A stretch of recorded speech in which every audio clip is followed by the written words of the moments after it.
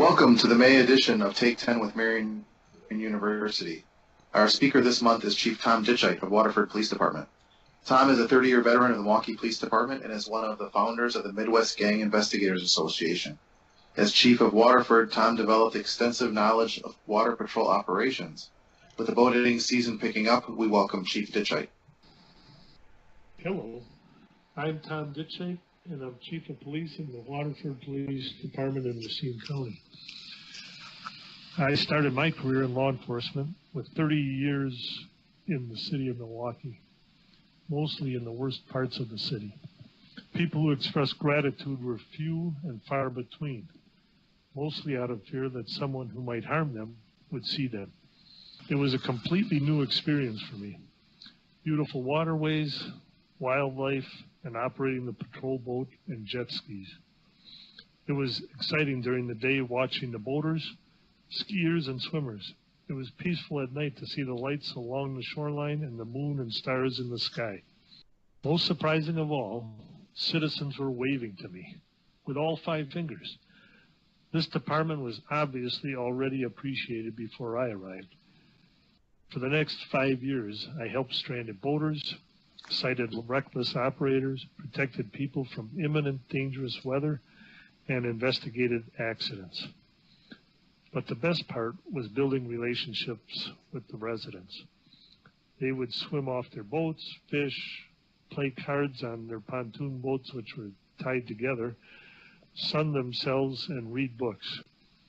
Nearly all of them enjoyed a short visit from the police. It gave them a chance to offer us water and snacks and talk to us. One man who had several people on his pontoon boat thought he was giving me a bottle of water. Without him knowing, his wife had filled it with vodka as a way to hide it from police, because as we later learned, she thought it was illegal to have opened alcohol on a boat, much like in a car. That's not true. You can have open alcohol on a boat. In fact, the operator can drink alcohol while operating. Certainly, it's not recommended. But he just can't be intoxicated. In any event, I was very thirsty and gulped more than half of it down before realizing it wasn't water. The look of utter fear on their faces was hilarious once they realized what had happened. I had to go off the water and wrote reports for a couple hours before returning to patrol. A week later, the couple stopped me on the water. They gave me a sealed case of water and about their 15th apology. Another great connection made between police and our citizens. Boat patrols primarily use part-time officers. That means there's lots of turnover because officers move on to full-time jobs. New officers have to be hired early because they need uniforms, equipment, and training, and they have to be showed where all the rocks are hiding under the surface of the water. In fact, in our waterway, many props are damaged because there are so many areas with rocks that it is hard to remember them, especially in the dark. Then there has to be an organizational meeting prior to the beginning of the season. Expectations of the department must be explained, along with refreshing the officers on past procedures and explaining any new procedures. And then probably the hardest thing is to make sure that the shifts get scheduled.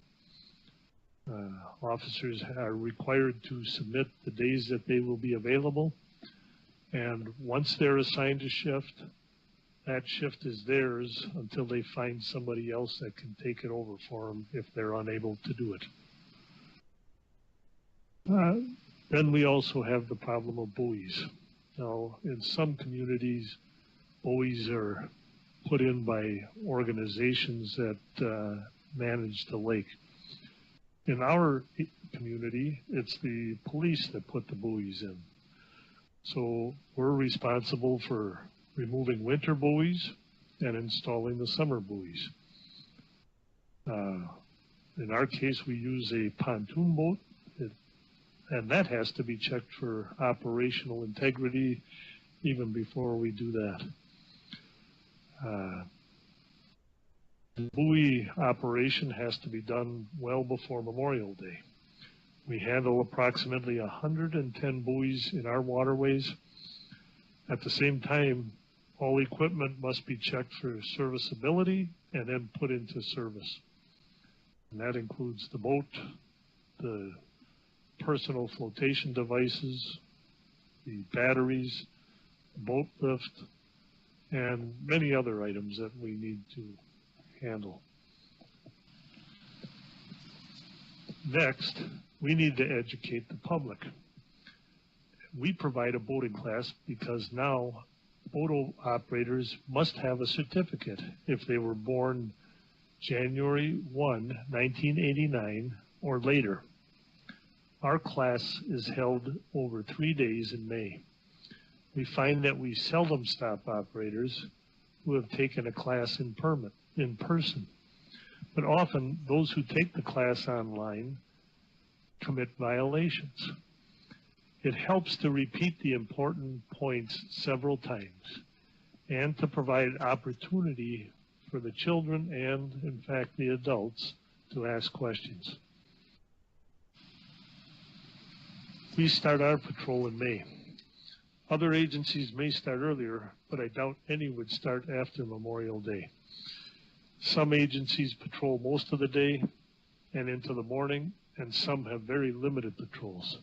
In our case, we have 1 shift on Friday and 2 shifts on Saturday and Sunday, along with 1 or 2 random shifts during the week. Patrolling is the fun part of boat patrol, but it can also be tiring. Unless you have done it, it is hard to explain how tiring the constant sun and wave action can be. Officers need to keep hydrated, fed, and on windy and sunny days, take walks on dry land from time to time. If there is substantial wave or wind action, it is advisable for officers to direct offenders to calm areas on the river or lake when making stops and before approaching their boats. In more severe weather, offenders can be directed to a pier.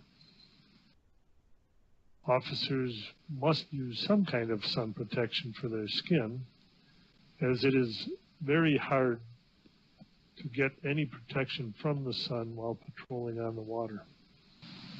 The waterway can be a great tool in your public relations efforts. In our case, we use Cops and Bobbers. It's a program where we have about 20 to 25 kids and several adults, including many police officers, out on a 44-passenger barge. In many waterways, you're not going to have this, so it could be handled with several pontoon boats.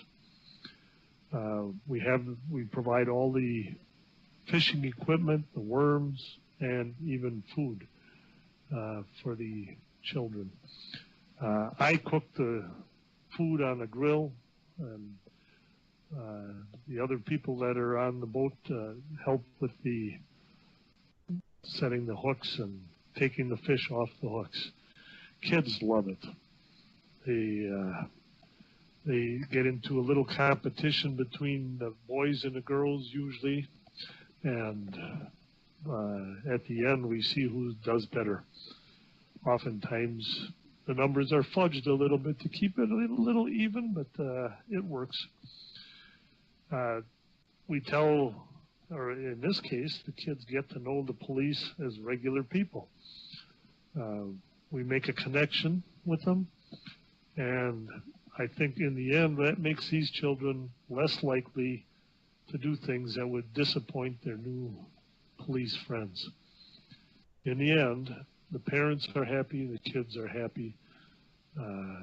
It's been a great experience at the end of this event. At the close of the season, everything that was put into place must now be reversed. In our patrol, we do this at the end of September or sometimes maybe even into October, depending on the weather conditions.